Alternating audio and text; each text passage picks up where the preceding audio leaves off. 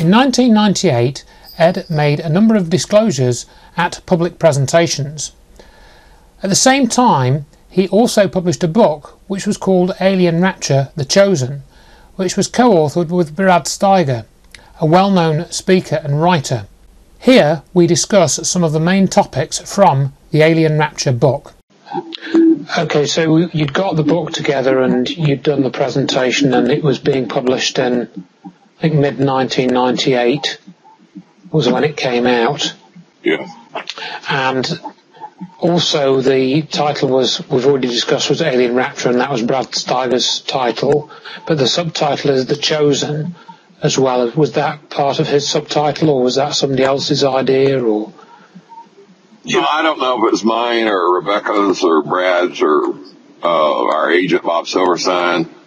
Originally, like I said, I'd call it The Abductors. But somehow we came up with Alien Rapture, then The Chosen was stuck on there as an afterthought for the fact that Joe Green's kind of chosen for a special purpose in the book, the protagonist. Right. Right, and I'd like to talk a bit more about that probably later, but and one thing I heard you say on one of the other interviews was that after you released the book and you essentially told a lot of your story, well, both in the book and the presentation, and again I recommend that people watch the 1998 presentation because there's probably quite a lot in that we haven't really covered here, and there's quite a lot of dense information in that presentation, so it's worth stopping it and taking notes, as I tried to do. But I understand that somebody actually copied your story. His first name apparently was George, and he came out with a story which was either copied from yours or extremely similar to yours. I don't know if you could tell us any more about that, if you can remember any further details. Well, quickly after I gave my first presentation to the UFOC went public and disclosed, all of a sudden, I believe it's an Oriental guy, George, somebody, but George may not even be right, but all of a sudden he's talking about, he knows about the flying triangle, and he knows this, and he knows that, which paralleled my story, but he didn't come up with anything new. He was just basically copying my story. And then you get, strange people, including the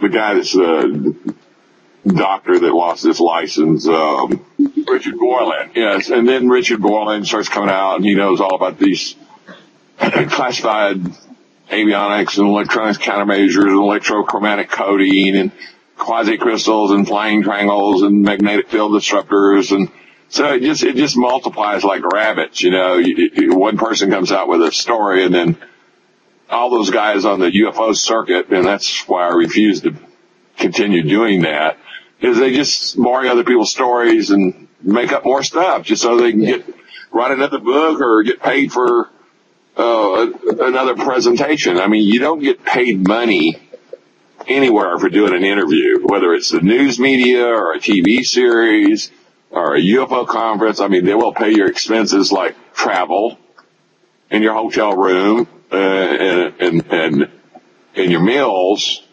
but you don't make money off it. So everybody's promoting something, such as a book. Usually everybody's promoting their latest book. But anybody that thinks you can make a living off of doing a UFO circuit doesn't have a clue. Well, I think if you build up an audience and you want to make a living from doing it, you can. But it depends what your motivations are, doesn't it? And I think you and I are both the same in that our motivations are different. We don't want to make a living from doing this sort of stuff. It's just not the reason we're doing it. Okay, well, I'd like to try and go through, because I've got some questions having read the book. I read the book last week and tried to go through it quite carefully. It takes me quite a long time to go through books, really, to my own satisfaction. Now, again, I don't want to give too much of the book away, but in the first chapter you sort of go through the background of Joe Green, and you talk about Dreamland, Area 51, and so on. And you described this experience on the dive mission, which I think maybe we'll go on to later. But I think I think. Yeah, so that really sets up the character of Joe Green, doesn't it, the first chapter, and it's sort of somewhat similar to your own experience, but not the same. There's some things which are different. No, actually, like I said, other than the alien agenda, Joe Green is patterned after my personality. I mean, in my work and travels and 2 divorces, because I was gone traveling so much. I was never at home during certain periods. Caused a lot of angst at times, depression. Other times I drank too much because of the depression. So yeah, Joe Green parallels a lot of my own emotional turmoil and the things I went through. He was also, seeking the truth about what the bigger picture was, such as myself. We had nightmares, which, I've had nightmares dealing with Vietnam and the fact that I've been injured to the point where I was DOA twice in my life. So, I mean, I guess I probably had a little more angst or anxiety in my life than most people. Absolutely, yeah. And I think that's described very well, I think, in the first chapter, and I think that sets the scene very well for how the rest of the story unfolds. And then in chapter 2, I think it kind of switches, you go straight into Majestic 12, and I know perhaps, hopefully, people know about Majestic 12 and this alleged group, and there's a meeting in Washington D.C. in the book, in the story, and I suppose and you have this other character, this Page St. John, who's a kind of a sort of UFO hippie type of character. He's interested in UFOs and a hippie type character, and there's this march, isn't there, that of activists going to Washington, and the meeting is set and they're watching these activists in the street and cursing them a bit. But I was curious about some of the names in this chapter. General James Van Grouse, Admiral Michael Sullivan, former director of CIA, Eldon B. Neal, General J.A. Stewart. Well, okay. Eldon Neal is based on a high-place defense contractor's character that worked classified programs as civilian. The Sullivan character was based on the personality of Colonel Sullivan, who I worked for at Nellis. And then Gerald was based on the character I met while I was stationed at Nellis Air Force Base from 76 to 79. And come to find out after a period of time, he basically was NSA, and he ran the different agents that checked up on people. I mean, I see. People that, for example, people that worked at Groom Air Base. He had access to their bank accounts, their phone calls. Wow. They were followed occasionally to see if they were cheating on their wives, or if they were using drugs, or if they had drinking problems. So, in other words, security risk. Yeah, I was just going to say that. And Gerald, this took place over a period of time. I mean, I noticed the guy coming in there regularly, and late at night usually, or late in the evenings, and he seemed to be most of the time drinking club soda, and just kind of always seemed very curious about what was going on. Yeah. And I was just kind of slow one night. I went over, sit down, and I said, do I know you? Because you seem familiar. He said, oh, you probably seem familiar because I come in here. He said, but I know who you are. And so, yeah, you think you know me?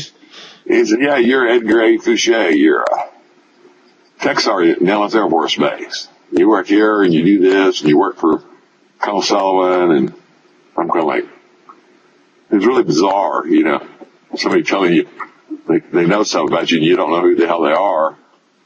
But over time, when I was at Mountain Home Air Force Base, I joined the Masonic Lodge because I had 3 friends that were Masons, and they were always helping out with this, do things for the Shriners Circus and the Shriners Hospital, which are free, and they help children and everything from surgery to rehabilitation. And I thought that was something great, helping the children.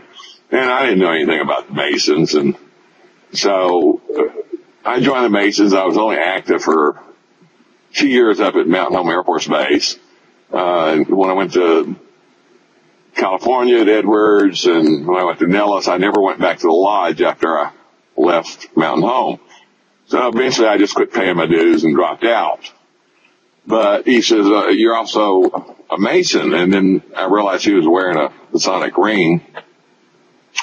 And I said, yeah. I said, I'm not much of a member. I said, I quit paying my dues and haven't been to a lodge, Masonic Lodge, since 72 or whatever it was, or 3. And then later on, as I got to know him more, he took me out to his car one night, and he's got this, it was some type of computer, but it looked more like in front of an oscilloscope, and the window on it was only like this big. Wow. Kind of like, what they call them, K-Pros or something, to where it did have a little keyboard, but it also, the computer screen, I guess if you even call it a computer screen, was like this big. But he typed in my full name or whatever, and then all of a sudden it's got everything, everywhere I ever lived, and where I was born, and my wife's name, and all my family's and relatives' names, and I mean, it had more information on me than I remembered about myself. Wow. So I was pretty amazed that, and he says, I could look up anybody in Nevada that has top secret clearance. I said, that's pretty amazing. Wow. And that was early 70s, you say? No, that was, I was at Nellis from 76 to 79, probably around, I'm guessing it's around 78 or 77. I don't remember specifically. Wow. I mean, what you have to realize is if you count all the bases and defense corporations and black programs I worked on, I've been well over 100 places. Yeah. And trying to always remember what date, even what city, what place. Yeah. It's a bit of a blur. It all runs together. Yeah. And this was 35 years ago. So, I mean, you're trying to remember back 35 years. It all just kind of runs together in your head sometimes. So, I have made a few mistakes and contradicted myself. Not because I'm lying. I get confused like everybody else has got their head full of information. Well, I mean, again, that there that you've explained there is a spy film sort of thing, isn't it? You know, but I guess that's what it was, because that's what it was like, at least at that level. There was a lot of interesting things, some intrigue.